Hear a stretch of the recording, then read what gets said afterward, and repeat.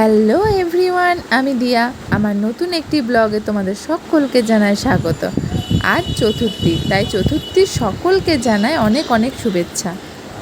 আজ সোমবার, সকাল এখন 8:30 বাজে। আমি সমস্ত বাসি কাজ সেরে স্নান করে ঠাকুরকে একটু ধূপ দেখিয়ে নিলাম। তারপরে আমার হাজব্যান্ডের জন্য চা বসিয়ে দিলাম। এই যে ওর আর আমার দুজনারই জন্য চা বসিয়ে দিয়েছি। তবে আগেকার মতো পুজো আর এখন নেই, জানো তো। ছোটোবেলাতেই পুজোটা হয়তো ভালো ছিল। তখন একটা দুটো জামা হতো, সেই জামা নিয়েই 5টা দিন কাটিয়ে দিতাম। কত আনন্দ, কত হাসি। আর এখন তুমি 10-15টা জামা নিলেও সেই আনন্দ খুঁজে পাবে না। যাই হোক, বাদ দাও সব কথা। পুজোতে কে কোথায় ঘুরতে যাবে আমাকে কমেন্টে কিন্তু অবশ্যই বলো।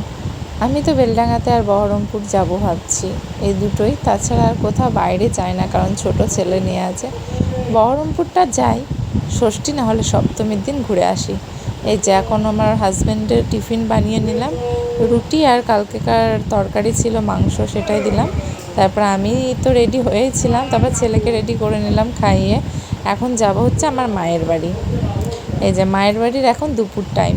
দুপুরে মা রান্না করেছে পটল মাছ সর্ষে, মোচার কোপ্তা, মাংস, পটল ভাজা, বড়া, মটর ডালের বড়া ভাজা আর স্যালাড ছিল। ব্যাস, এই দিয়ে দুপুরটা দারুণ জমে গেল।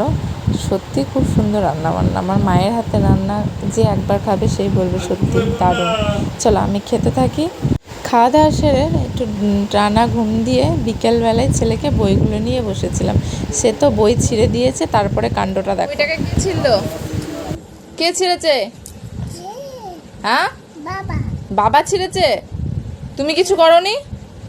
হ্যাঁ, এইদিকে তাকাও আমার দিকে। তুমি কিছু, এই বইটা কে ছিঁড়েছে? বাবা ছিঁড়েছে। তুমি কিছু করোনি?